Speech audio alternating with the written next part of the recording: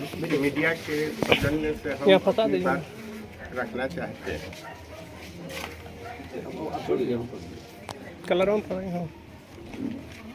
सवाल है कि सदियों बाद देश को आज़ादी मिली और उस आज़ादी का लाभ चंद लोगों के मुट्ठी में सिमट करके रह गया, जो सच्चे देशभक्त थे।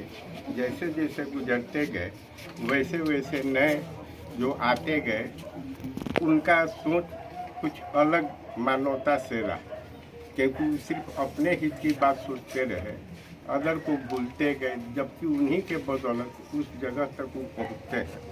रोहतास उद्योग का जहाँ तक सवाल है कि 8 जुलाई 1984 से ये बंद है। रही बात कि केंद्र या स्टेट सरकार कहाँ सोई है, कभी सोची?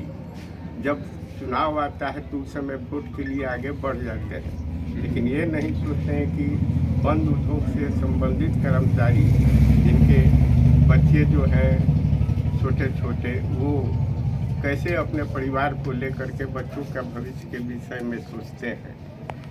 तो इस संदर्भ में यही कहना है कि भाई अब भी ऊपर वाले जागें, केंद्र हो या राज्य, ताकि यहाँ जो फैक्ट्री से प्रभावित लोग हैं उन पर उनका जीवन जो है, जो अभिशप्त हो चुका है, उस सुखमय हो सके, उनके जीवन में नया सवेरा आए।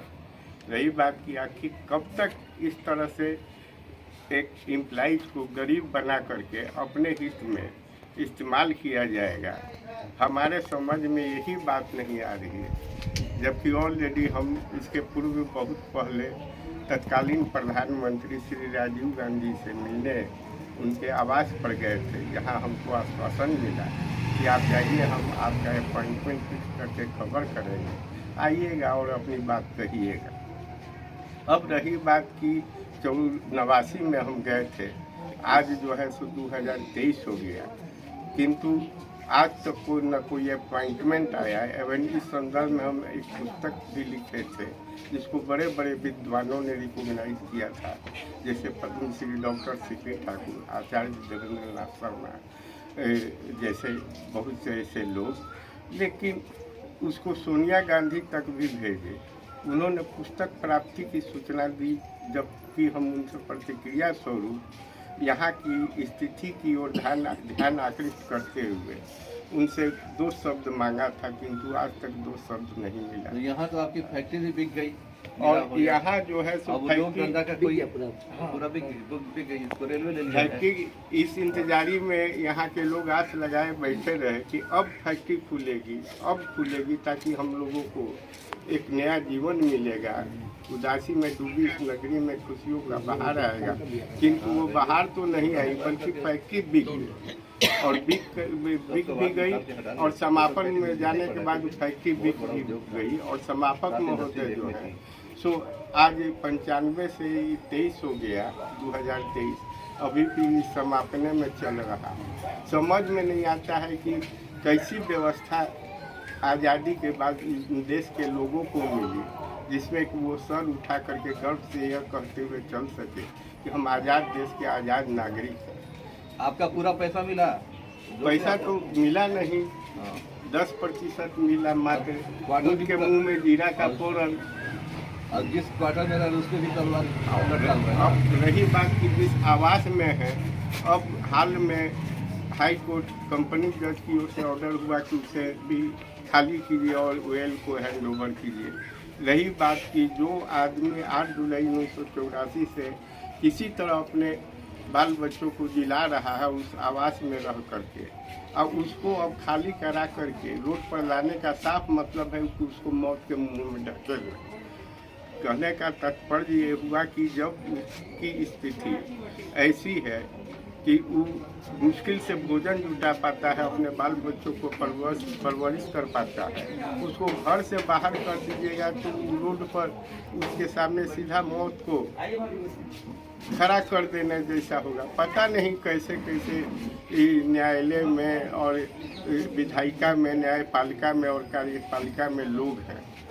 सोच करके आम सामान्य जन जो किसी भी देश का मूलाधिकार है, आप सरकार से क्या न्याय चाहते हैं?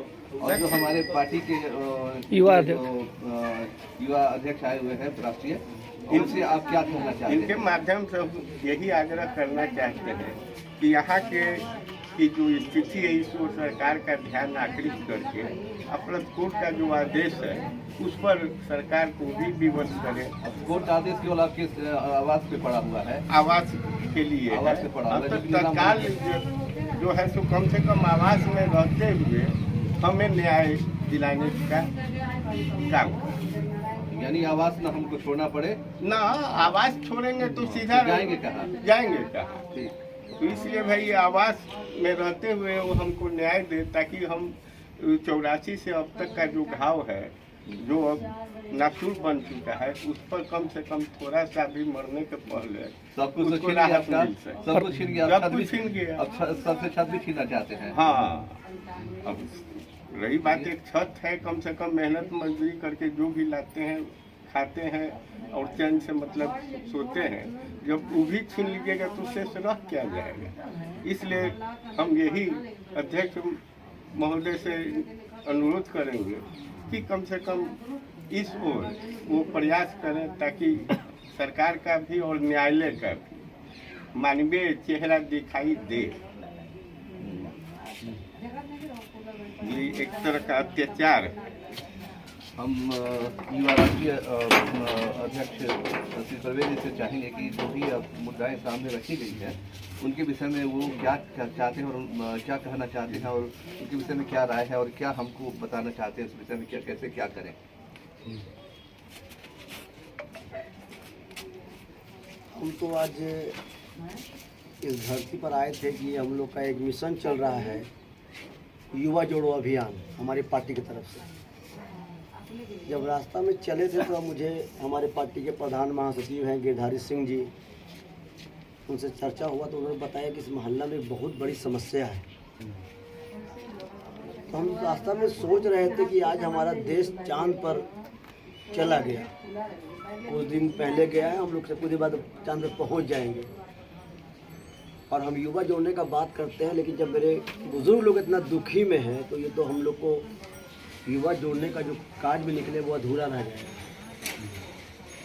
83 से कोई आदमी बिना वेतन के है, कितने लोग चले गए होंगे, कितने यहाँ बच्चे पैदा हुए होंगे और बड़े हो गए होंगे। तो हम तो सर से थोड़ा कुछ सुना, कुछ आपसे सुना, लेकिन सबसे बड़ा बात है कागज़ क्या इतना दुख वाली बात है, इसके बारे में हम लोग को कल्पना करके सोच रहे हैं कि आप लोग 84-83 से बिना वेतन के हैं और उस छत के नीचे हैं। एक आसरा था वो भी अब छीनने का बारी आ गया। तो हम ज़्यादा आपसे कुछ ना कहते हुए बस इतना आपसे आश्वासन देते हैं कि हमारी पार्टी जो है इंसानी आवाम मोर्चा, सीताराम मांझी जी उसके अध्यक्ष हैं, संस्थापक हैं, उनके बेटे अध्यक्ष हैं। आप देखा होगा सीताराम मांझी जी हमेशा शराब के विरोध रहते हैं, शराबबंदी के विरोध। वो शराब के पीने बोलते हैं कि शराब पिलाइए बिहारियों को, वो इसलिए विरोध में है क्योंकि शराब से जितने लोग पकड़ा रहे हैं वो गरीब के बच्चे लोग पकड़ा रहे हैं, तो बड़े घर का कोई आदमी नहीं पकड़ा रहा है। उनका कहना है कि गरीब के साथ अन्याय मत कीजिए। तो यहाँ भी तो गरीबों के साथ अन्याय हो रहा है। एक वेतन बंद है, आप लोगों का घर से खाली करने के लिए आदेश निकल गया। तो हम ये सर का कागज़ ले लिए हैं और अभी मेरे 17-18 दिल्ली में मीटिंग है एनडीए का। जैसे हमारे अध्यक्ष जी आते हैं हम आपका पूरा उनको कहानी बताएंगे, यहाँ का दुख बताएंगे और उसके बाद हम कहेंगे कि मृत्युंजय जी के माध्यम से 5 आदमी को वहाँ बुलाएंगे। आप लोग अपना पूरा बात रखिए और जब भी आपको यहाँ कोई धरना हो, प्रदर्शन करना हो या पटना में करना हो, हम आपके साथ 24 घंटा साथ हैं। आपको हम लोग छोड़ने नहीं जा रहे हैं। आज से हम लोग यहाँ परवेज भैया जिंदाबाद।